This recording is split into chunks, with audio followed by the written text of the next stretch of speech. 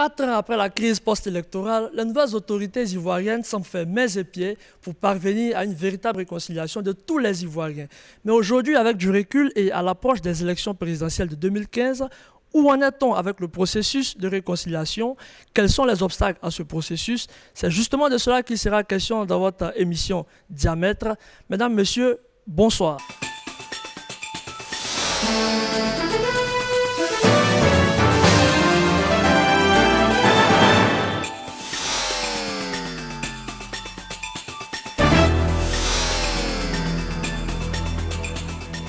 Comme annoncé en début d'introduction, nous parlerons ce soir du processus de réconciliation nationale en Côte d'Ivoire, 4 ans après les élections présidentielles de 2010. Et pour ce faire, je reçois sur votre plateau deux invités, tous deux étudiants à l'université Félix Houphouët-Boigny d'Abidjan, Cocody.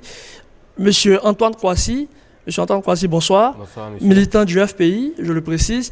Et monsieur Koulibaly Oumar, militant du RDR, lui également étudiant. Bonsoir, monsieur. Voilà. Mais bien avant d'entrer dans le vif du sujet, nous allons suivre ce micro-trottoir réalisé par notre reporter Lala Oku. Il est vrai que certains cas de ce pays nous disent que la Côte d'Ivoire est enfin réconciliée. Mais nous constatons que c'est faux. C'est archi faux parce que en Côte d'Ivoire ici, nous constatons que ceux-là même qui ont provoqué cette guerre même sont en parfaite liberté. Et ceux-là même qui ont été accusés en disant que ce sont eux les semeurs de pagaille en Côte d'Ivoire sont emprisonnés. Et ils nous disent partout à la télé, à la télévision, à la radio, que la Côte d'Ivoire est enfin réconciliée. C'est faux. Les Ivoiriens se sont réconciliés, que tout va bien dans le pays, on se sent bien. Ça va. Je pense bien que les Ivoiriens sont réconciliés parce que du moment où nous vivons ensemble, nous arrivons à participer des choses ensemble. En tout cas, moi je vois qu'il y a la réconciliation. Les Ivoiriens sont prêts à se réconcilier parce que d'abord, quand on parle de l'incompréhension dans un pays, c'est pas ce que les gens souhaitent, c'est des choses qui arrivent parce que nous sommes des humains. Et quand ces situations arrivent aussi, je pense qu'on peut appeler ça aussi comme les crises de la croissance.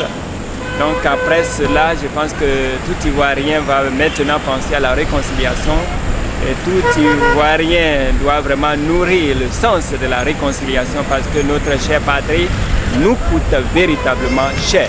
Retour donc sur notre plateau pour débattre justement de la question de la réconciliation nationale en Côte d'Ivoire, 4 ans après les élections présidentielles de 2010. Alors, messieurs, c'est vrai, nous parlons de la réconciliation, mais on ne saurait parler de réconciliation, sinon de processus de réconciliation, sans toutefois évoquer la crise post-électorale de 2010, qui a fait, rappelons-le, 3000 morts. Messieurs, est-ce qu'on aurait pu éviter cette crise-là? Monsieur Antoine Kouassi. Oui, bon, à mon avis, on aurait pu éviter tout cela parce que nous sommes un pays et un pays avec des intellectuels. On pouvait organiser les élections sans causer ces morts-là. Alors, M. Koulibaly Oumar, vous partagez cet avis? On pouvait organiser des élections sans avoir des morts et pourtant nous en avons eu officiellement 3000.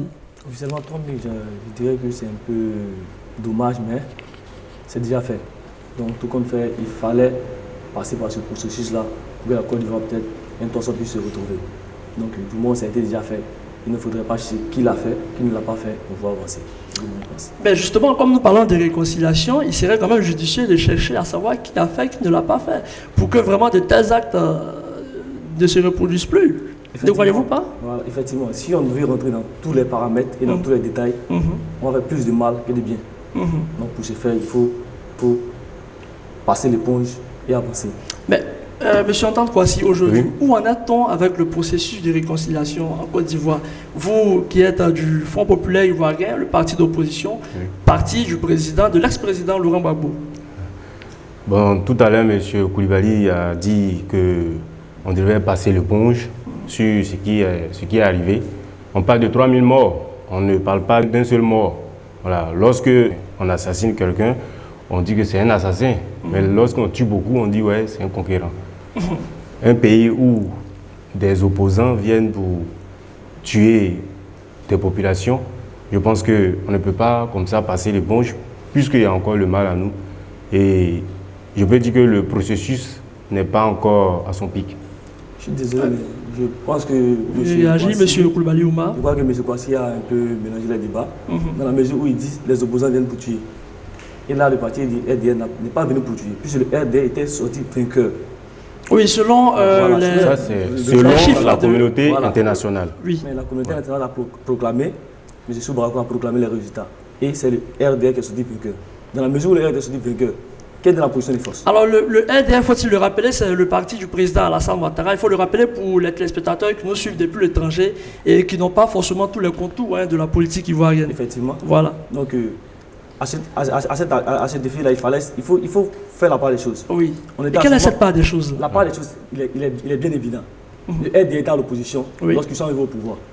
Et lorsqu'ils sont arrivés au pouvoir, quand le RDR est arrivé au pouvoir, à ce moment, vous êtes devenu automatiquement opposant et vous n'êtes plus au pouvoir. Ça, c'est clair. Ça, c'est la première des choses. Monsieur Koulibaly? Non, je viens. Laissez-le qu'il parte au bout de ses idées. Lorsque le RDR est arrivé au pouvoir, vous étiez automatiquement à l'opposition. Donc, c'était à vous de savoir gérer. Puisque lorsque vous étiez au pouvoir, vous avez fait ce que vous avez envie de faire. Alors donc vous estimez par ailleurs qu'ils n'ont pas su gérer la crise, peut-être? Ils n'ont pas su gérer la crise, puisque vous avez été proclamé perdant. Dans ce cas, vous négociez en tant qu'intellectuel. Vous n'avez pas besoin de tuer les gens pour ça. Moi, je suis désolé pour ça. Là, le plus de morts, on a retrouvé ça au sud. Mais monsieur, les morts ne sont pas dans un seul camp. Vous parliez de passer l'éponge, ou faut-il passer l'éponge? Mais j'aimerais bien savoir, et les téléspectateurs de Taman le veulent bien, peut-on parler de réconciliation sans justice, monsieur Kwasi? Si, je peux dire que non, parce que on ne peut pas parler de réconciliation sans justice, puisque il faudrait faire prévaloir la justice avant de passer à la réconciliation. On a constaté que dans notre pays, c'est la justice des plus forts. Donc, le parti au pouvoir, un président qui est au pouvoir, il a ses droits. S'il y a une élection et qu'il y a une éventuelle guerre, par exemple, une crise, le président a le droit de défendre la nation. Bon, enfin, on ne forme pas une nation, puisque nous sommes dans un pays, dans un État, mais la Côte d'Ivoire ne forme pas une nation. Voilà. Mais le pays a le droit de défendre le pays. Un pays a ses droits. Nous sommes un pays. On a nos droits, certes. Nous sommes dans un pays souverain. S'il vous plaît, je suis étudiant en droit. S'il vous plaît, monsieur, on va recentrer le débat. La question, c'est de savoir, est-ce qu'aujourd'hui, la justice peut être utilisée pour parvenir à cette réconciliation? Puisque d'un côté, on parle de justice dite des vainqueurs, et de l'autre, on estime que non, c'est une justice normale, équitable. Du coup, la justice ne représente-t-elle pas un frein à ce processus-là? Non, la justice ne peut pas régler à elle seule tous les contours de la réconciliation, ce n'est pas possible. Il faut pour cela d'abord faire un travail de fond. Pourtant, ça a été le cas en Afrique du Sud. Hein. Non, mais il faut partir d'un travail de fond. L'Afrique du Sud est plus considérée comme un pays, comme une nation plus que la Côte d'Ivoire. On tend vers une nation. Sinon, pour le moment, on n'était pas une nation. Donc, c'est différent de l'Afrique du Sud. À quelles conditions on peut véritablement parler d'une réconciliation en Côte d'Ivoire? Parce qu'il y a de grands défis, il y a de grands chantiers à faire. À quelles conditions pour vous? J'ai un peu extrapolé, mais je veux dire tout simplement que le parti au pouvoir doit laisser tomber le rattrapage ethnique. Le rattrapage, oui. Oui. Et puis essayer de faire intégrer surtout les leaders, à ne pas dire les militants aussi, des partis opposants dans le gouvernement, dans les postes administratifs et autres, afin qu'il y ait, si on veut voir, la cohésion sociale. Alors, M. Kwasi a évoqué un thème tout à l'heure, le rattrapage. Non, quand je vois M. Kwasi, il a fini d'extrapoler, comme lui-même il a si bien dit. Oui. Quand il m'a parlé des cités occupées par les ex-combattants. Oui, les résidences universitaires. Les universités, mais les résidences universitaires ont été libérées. Mais vous parlez de l'université Félix Houphouët-Boigny de Cocody Sormand. Je ne parle pas de Cocody Sormant. La cité a beau être libérée. C'est occupé par les étudiants. Mais c'est pas encore réhabilité. On peut pas occuper les étudiants. Je suis désolé. Les étudiants peuvent occuper. Toi, maintenant, on te dit d'habiter une cité d'abord, tu ne pourras pas l'habiter parce que c'est délabré. Tu ne pourras pas. Mais monsieur, en attendant que les cités soient réhabilitées, comme vous le dites, est-ce que les FRC, les forces républicaines de Côte d'Ivoire, qui les occupent? Non, ils les ont occupés illégalement. Maintenant, le président a nommé les amis dehors. Maintenant, il me dit les ex-combattants occupent. Mais 4 ans après. Non, un ex-combattant, ce n'est pas forcément celui qui est au parti du pouvoir. Ce n'est pas forcément. Un militaire, c'est un ex-combattant. Si c'est pas, tu parles à l'ADDR, tu vas te renseigner pour voir qu'est-ce qu'un ex-combattant. Non, je t'explique. Je reconnais tout ça. Tu connais pas. C'est pas là le problème. Si tu savais, moi, mon problème, quand je parle d'ex-combattants, attends que je finisse. On sait que le parti au pouvoir ne peut pas mettre les ex-combattants du FPI. Monsieur Kwasi, excusez-moi, un ex-combattant, on dit c'est un pronom imbécile. Ça, c'est vrai. Voilà, donc le président. C'est un pronom aussi qui ça doit être détermine employé. Rien. Excusez-moi, ça détermine rien. Quand vous dites on dit. Ça détermine tout. Ex-combattant. Ça détermine moi, ça détermine aussi. Un militaire, c'est un ex-combattant. Toi, tu es un ex-combattant. Même laver chez toi pendant la crise, tu es un ex-combattant parce que tu as permis à ceux qui vivent chez toi d'être à l'aise pendant la crise. C'est comme ça, tu es un ex-combattant. Non, il ne faut pas rentrer dans ce détail-là. Là, il te dit. Il faut revoir il a fait le Pour vous, qu'est-ce qu'il faut faire pour véritablement parvenir à une véritable réconciliation en Côte d'Ivoire? Voilà, on ne peut pas sauter les étapes. Sauter les étapes, qu'est-ce que cela inclut? Le président ne peut pas venir du coup, venir dire bon, tous ceux qui ont combattu avec moi, contre moi, bon, ils vous prennent tous, déposer les armes, allez-y dans tel point. Tout le monde parle des militaires, je suis désolé. Il faut d'abord les recadrer. Il a simplement 5 ans seulement. Donc si on veut laisser le temps, ces 5 ans vont finir et on va reprendre tout à zéro. Attends, monsieur Kwasi, si en 5 ans, vous êtes sûr, après cette crise de la Côte d'Ivoire, avec ce qui s'est passé, si en 5 ans, on peut gérer tous les problèmes de la Côte d'Ivoire. Donc vous êtes d'accord avec moi qu'il n'y a pas la paix alors? Non, je suis désolé, non, quand vous dites qu'en 5 ans, il ne peut pas. Mais c'est qu'il n'y a pas encore de paix. Non, alors que c'est ce que j'ai dit. La paix est différente du processus de la réconciliation. C'est différent. Expliquez-le, peut-être qu'il ne sait pas. La paix est différente du processus de la réconciliation. Dans le processus, il faut aller pas à pas. On peut régler les étapes. Tu peux pas mettre des frustrés dans ces gens dont tu peux mettre tu les mettre automatiquement, sans rien leur donner, sans reprendre les armes. Tu es sûr qu'ils seront en sécurité? Alors, vous dites que la paix est nécessaire, mais justement, en termes sécuritaires, qu'est-ce qui a été fait pour rassurer les Ivoiriens, je veux dire, vivant en Côte d'Ivoire et à l'étranger, pour que ceux-ci puissent s'impliquer véritablement dans ce processus de réconciliation? Voilà, effectivement. Vous avez ignoré qu'il y a des Ivoiriens, des ex-LMPF pays qui étaient au Ghana, dans d'autres pays, qui sont revenus en Côte d'Ivoire. Vous êtes au courant de ça? Ils ont fait des convois, ils sont arrivés en Côte d'Ivoire. Vous êtes sûr que s'ils étaient sûrs qu'ils étaient pas sûrs qu'ils allaient revenir? Vous n'allez jamais revenir? Non, je vous explique une chose. Ok, comme vous m'avez posé une question. Non, je viens. Est-ce que vous êtes sûr? Que je finisse rapidement, ils sont revenus en Côte d'Ivoire. Peut-être certains sont restés, peut-être par peur ou bien par d'autres arguments qu'ils veulent avancer, mais on leur a donné l'opportunité de venir. Rien ne leur sera fait. Ils vont vivre avec nous comme il se doit. Donc pour moi, quand après la crise, le président a fait un excellent effort. On n'est pas encore arrivé au sommet, ça c'est juste d'accord, mais on a dépassé au moins les 50% du processus de la réconciliation. Donc, pour ce faire, il faut accepter ce qu'il y a pour pouvoir avancer. Sans cela, on n'arrivera jamais à la réconciliation. Alors, pour vous, beaucoup a été fait, semble-t-il, pour la réconciliation. Mais est-ce qu'on peut véritablement réconcilier les Ivoiriens quand on sait qu'en Côte d'Ivoire, vraiment, tout est politisé maintenant? Voilà. Est-ce qu'on peut véritablement réconcilier les Ivoiriens, surtout que nous approchons à grands pas des élections de 2015? Vous vous rappelez, lorsque la Côte d'Ivoire a remporté la CAN, lorsque les Ivoiriens sont arrivés à Abidjan-Si, il n'y avait pas eu de clivage ethnique, il n'y avait pas de Djoula, il n'y avait pas de PDC, il n'y avait pas de RDR. Tous les Ivoiriens sont sortis comme une seule personne pour cette victoire des éléphants. Donc on peut, non. C'est pour une équipe. On ne peut pas se baser sur une coupe d'Afrique. Non, monsieur Kwasi, c'est un exemple banal. Il m'a posé une question. Le sport aussi a un facteur. Il m'a demandé. Et si on ne gagne pas? Et si on ne gagne pas là? Donc sans la coupe, que la Côte d'Ivoire ne gagne pas la Côte d'Ivoire. Parle tout simplement du parti. Qu'est-ce que le parti met en place pour je suis désolé, ce n'est pas le parti qui doit mettre ça en place. Je suis désolé, c'est le président de la République. Oui, mais c'est le leader. Bon, donc c'est le leader. Ce n'est plus le leader du parti. Aujourd'hui, les visites d'État qu'il fait. Non. Est-ce que c'est en tant que président ou bien en tant que candidat? Non. Du RDR. Il est mon président, je le sais. D'accord. Donc, pour ce faire, ce qu'il a fait comme acte, il ne l'a pas fait pour le RDR, il l'a fait pour tous les Ivoiriens. Et dernièrement, il a été prouvé que le ministre a détourné l'argent de ses propres joueurs. Et le président lui a demandé de démissionner. S'il n'était pas pour la justice, il ne l'aurait pas fait. Il a décaissé l'argent de son propre compte pour donner à ces footballeurs-là. Non, c'est pour le pays, il l'a fait. C'est pas pour toi, ni pour moi, il l'a fait. C'est pour le pays, il l'a fait. Donc, il faut être d'accord.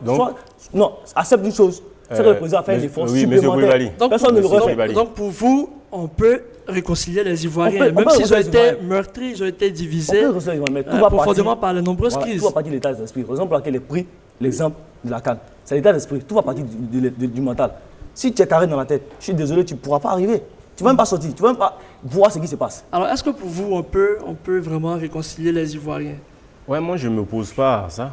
Je suis optimiste qu'on peut réconcilier véritablement les Ivoiriens, puisque moi, c'est mon souhait. Et c'est le souhait de tout le monde, que ce soit le RDL, le FPI ou bien les autres partis.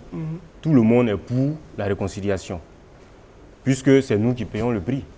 Nous, le peuple, c'est nous qui payons le prix, puisque lorsque ça déclenche, les leaders même s'enfuient, ils quittent le pays, ou bien ils sont entourés par des hommes, donc ils sont en paix. Donc pour moi, il est possible de réconcilier les Ivoiriens, mais à des conditions. Et justement, j'allais en venir, quelles sont les conditions du parti, je veux dire, de l'opposition ivoirienne? Les conditions pour qu'il y ait la paix en Côte d'Ivoire, à mon avis, et je pense que aux avis de plusieurs, et c'est comme la voix des sans-voix, je dis tout simplement que le président doit arrêter d'arrêter de manière arbitraire en fait, il doit arrêter les arrestations arbitraires, parce que vous estimez toujours qu'en Côte d'Ivoire, il y a des arrestations arbitraires. Oui. Avec la femme, Lorugnon, qui a été arrêtée une fois. Madame Odette Lorugnon, présidente des femmes du FPI, je crois. Et elle a été libérée. Je veux dire que si on veut se baser sur la justice, on ne peut pas incarcérer quelqu'un en moins d'un mois et puis libérer la personne.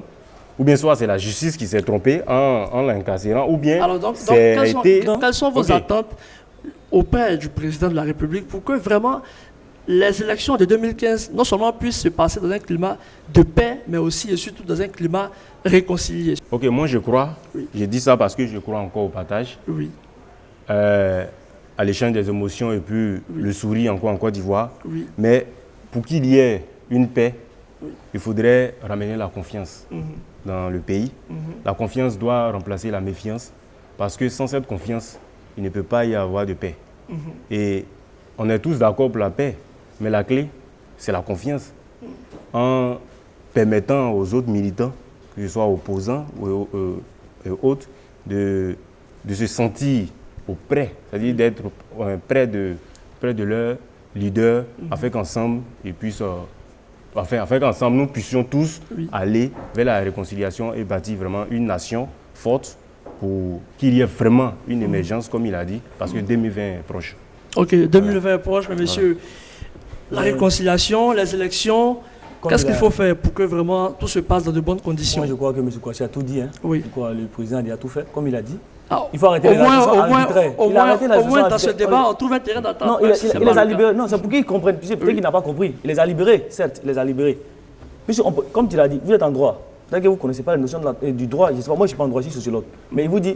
On ne peut pas mettre à 100% les notions du droit, même les faiseurs même du droit. Sans que je poserai la question, à quoi c'est bon un brassage humain? Attendez qu'il ait fini, s'il vous plaît. Lorsque quelqu'un commet un accident, qu'il ait raison ou pas, la première des choses, on l'arrête d'abord, on le met en prison d'abord. C'est psychologique, pour éviter qu'il dérape, et socialement. Après on le libère. Non, au moins les 3 jours, on peut le libérer. S'il est stabilisé mentalement, on peut le libérer. Donc pour quelqu'un, on l'accuse d'un vol, ou de X ou Y, on l'arrête d'abord, pour éviter. Moi, tu me gifles, il n'y a personne, toi et moi. La première chose, c'est de rendre mon coup. Mais si quelqu'un entre nous deux me dit, calme-toi d'abord, il va chercher à savoir ce qui se passe. À ce moment, s'il va rendre ou pas, on saura. Donc c'est ce que le président a fait. Il a arrêté ces personnes-là pour voir vraiment est-ce qu'ils sont coupables ou pas. Après, on les a libérés. Non, ce que vous entendez, c'est de libérer le leader. Donc sans le seul leader pour vous, il n'y aura pas de réconciliation, mais je suis désolé. Mais je n'ai pas dit de justement, libérer justement, l'idée. justement, Je dis tout simplement qu'il y a des noms qu'on ne peut pas citer. Non, Il y a des c'est noms pas que je ne veux cité. pas citer actuellement, Non, qui pas ont cité. été chefs des ex-combattants. Non. Mais aujourd'hui, ils occupent de bons monsieur, postes dans s'il le vous plaît, pays. Ça, c'est pas- Justement, ça, c'est pas au niveau de la monsieur, négociation. pour Non, mais- parvenir oui, c'est pour pour parvenir vous dire à cette voilà. véritable Donc, réconciliation-là. on ne parle pas de la libération, monsieur. c'est nos souhaits. Non, monsieur, non, Et ça doit être c'est- le souhait aussi du président. Non. Parce que alors- c'est son frère ivoirien, puisqu'il est président maintenant. Non, C'est son frère ivoirien certes. qui est là-bas. Mais son Enfin, frère c'est frère ivoirien ivoirien. a commis des actes Alors, irréversibles. Ça, c'est clair. Donc, justement, quand vous dites, justement, irréversible, pour parvenir à cette véritable réconciliation, il a été mis sur pied. Et même Quand par vous le dites président, que, par le président des actes Ouattara. irréversibles. il y a- Vous pensez que ce qui est arrivé en Côte d'Ivoire, c'est un seul parti qui a fait? Non, je suis- Les deux se sont affrontés. Oui, Je t'ai griffé, tu m'as griffé. Mais on ne peut pas me dire que c'est moi qui ai tort. Oui, alors, Voilà, justement, il a- alors, il a griffé. il a été mis sur pied. Monsieur Koulibaly, s'il vous plaît. Monsieur Koulibaly. Non, mais ça c'est pas... C'est clair. C'est comme ça, c'est la Monsieur logique de la Koulibaly, vie, on va c'est se comme calmer un peu sur ce plateau. Il a été mis sur pied justement pour parvenir à cette véritable réconciliation. Et ça a été même une action du chef de l'État. Une commission dialogue, vérité, réconciliation. Par l'ex-premier ministre Charles Konan Banny. Et cette commission-là a rendu son rapport. Aujourd'hui, elle n'existe plus. Elle a été remplacée par la CONARIV, une nouvelle structure. Mais cette commission, dans son rapport, a fait savoir que les responsabilités ont été, enfin, je veux dire, les responsabilités sont situées d'un camp comme dans l'autre. Donc là encore, on revient encore au thème générique de justice des vainqueurs. Parce que Parce là, qu'il y a eu la un justice, échec, c'est parce qu'il y a eu un échec Non, je crois du que- processus de paix. C'est pourquoi la CDVR a été remplacée. bon, Non, mais, je vous laisse est-ce la que- paternité voilà, de ce propos. Comme la SDN en son temps. Voilà. C'est parce que la SDN a échoué que l'ONU est venue en renfort pour pouvoir atteindre ses objectifs, n'est-ce pas? Donc si aujourd'hui la CDVR a été peut-être un peu remplacée par une autre structure, c'est que quelque part, il y a eu un échec total du processus. On ne peut pas passer dans les familles en disant aux familles, oubliez ce qui s'est passé et laissez. Mais pardon, oublier non. Mais pardonner, oui. On peut pardonner, mais on ne peut pas oublier ce qui s'est passé. Vous C'est estimez pas possible. que Donc, la le CDVR processus a est lent, échoué? mais je sais que ça va aboutir si nous on croit. Les élections approchent. Si les élections approchent, on demande de reformuler, de réviser un Si peu si le CEDEAO la CEI. Et C'est pas la faute au président ni au RDR. Je suis désolé. Et pour vous, c'est la faute à qui? C'est la faute à tous les Ivoiriens. Puisque c'est pour réconcilier les Ivoiriens. Le CDV a échoué. Le CDV a échoué. Si il n'y avait pas de remplacement, on aurait dit le président ou bien le parti au pouvoir ne voudrait en pas. parlant, je n'ai Non, pas mais dit monsieur, que le monsieur, processus monsieur. vient du président. J'ai dit le processus, A échoué. c'est pour tout le monde. C'est Donc pour ça a tout le échoué. On parle d'un processus de paix. Mais Ce n'est ça pas a un échoué. processus de paix Non, pour monsieur, un vous parti, avez c'est pour fini nous de tous. quoi? C'est pour Non, nous tous. Non, je ça vais a dire tout échoué. simplement que, je vais dire tout simplement que je viens. Je vais dire tout simplement que ce processus-là, si ça a échoué, c'est parce que quelque part, on n'est pas encore satisfait des efforts du président. Et c'est ce Et que lorsque fait- tes enfants ne sont pas satisfaits, les enfants ne sont pas satisfaits d'un père, le père doit revoir encore les suggestions de chacun de ses enfants, afin qu'ils puissent trouver de véritables solutions aux problèmes qui s'opposent actuellement, afin qu'il y ait vraiment la cohésion dans la famille. Ok. Mais si il met un processus en place, et que nous, Ivoiriens, RDR, PDCI, FPI ou pas, nous tous sommes des Ivoiriens. Et ça a échoué. Donc si ça a échoué aujourd'hui, c'est eux qui sont devant. Alors- C'est lui alors, le premier est-ce que- responsable. Oui, doit je changer. vais justement rebondir sur la fin de son intervention. La CDVR, qui a été aujourd'hui remplacée par la CONARIV, est-ce qu'on peut dire, comme il l'a fait savoir tout à l'heure, qu'elle a échoué? Comme il a dit, on peut dire le CDV a échoué. Comme on dit. La CDVR, la a Commission échoué. Dialogue, Vérité et c'est Réconciliation. Maintenant, si la CDV a échoué, vous l'avez dit, un père a plusieurs enfants. Oui. Si parmi 7 enfants, il arrive à satisfaire 4 enfants, que les 3 sont mécontents, mais attends, les 3 ils vont s'affilier. Ils doivent s'allier. Si on a la démocratie en temps normal, dans une famille, c'est la dictature. Si ça passe avec des enfants, dans une famille, c'est la dictature. Oui, mais- comme on a la démocratie, Oui, mais attends, non, comme on a monsieur, la démocratie, On les ne trois dresse doivent- non. ne dresse pas les enfants, on les éduque. Non. Donc ne Je parle t'explique. pas de dictature dans une famille. Non, mais- Un Non. Je suis père désolé, qui applique la monsieur. dictature dans une famille, c'est Monsieur. que ce n'est pas un père digne, ce Monsieur. n'est pas possible. Vous ne Monsieur, pouvez non, pas monsieur accepter Kwasi, que votre monsieur père Kwasi. applique une dictature sur vous. Ça, c'est pas possible. Mon père a appliqué une dictature. Non, mais ça, Donc, c'est- là, ça, je c'est pas suis une là où bonne je suis. éducation. Parce que mes principes, je n'accepterai jamais de venir à l'école. Je préfère pousser au trou, comme on le dit chez nous. Pousser au trou pour gagner mon argent. Parce que le finish, là, c'est gagner de l'argent. Les gens qui ont poussé au trou, ils ont construit l'étage. Ok, en même Moi, je ne temps, veux pas, mais votre mon conclusion, papa, oui. il m'a imposé cela. Mhm. Aujourd'hui, je suis fier de dire, même avec ces réprimandes, je suis arrivé là où il devait Vous étiez un gamin, n'est-ce pas? Gamin ou pas, Je suis libre d'arrêter. Je veux dire tout simplement que si aujourd'hui, si vous arrêtez, si vous décidez d'arrêter les cours à l'université, il ne peut plus vous brigander, n'est-ce pas? Il ne peut pas me brigander. Je vous dis, à un certain moment, on éduque les enfants. Non, je vous explique. La socialisation part du stade primaire.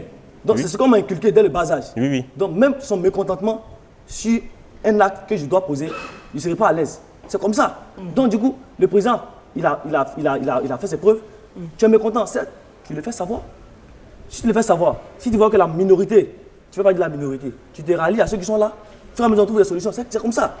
Lorsque vous étiez au pouvoir, on n'était pas tous unanimes. Non, ne dites pas simplement que nous sommes, c'est une minorité qui est en désaccord. Monsieur Kouassi, vous avez fini, je vous dis. Oui, ok. Lorsque vous étiez au pouvoir, on n'était pas tous unanimes. Vous allez conclure en même temps sur cette... Voilà, rapidement. On n'était pas tous unanimes sur le fait que vous soyez au pouvoir. On était obligés de faire avec. Il y avait des amis qui étaient dans la FESI. Ils voyaient ce qui se passait. Mais je ne suis pas de la FESI. Je suis simple, je suis ami, mais comme je suis un être ouvert, que tu sois de X ou Y parti, lorsque tu es sur la vérité, dis que tu es sur la vérité. Okay. On marchait ensemble. Donc, vous avez des trucs qui n'étaient pas très catholiques, mais on le faisait parce qu'on n'avait pas le choix. On est obligé de suivre la danse. On dit quand tout le monde danse des deux pieds, danse des deux pieds. Okay. Quand tout le monde danse d'un pied, danse d'un pied. Sinon, tu danses mal. Trop passer de la musique. Il a été essentiellement question dans ce débat du processus de réconciliation nationale en Côte d'Ivoire, 4 ans après la crise post-électorale de 2010. Et à cet effet, nous recevions sur notre plateau M. Antoine Kouassi, militant du Front populaire ivoirien, et M. Koulibaly Oumar, militant du Rassemblement des Républicains. Ils sont tous deux étudiants à l'université Félix Houphouët-Boigny d'Abidjan-Cocody. Mesdames, Messieurs, bonsoir.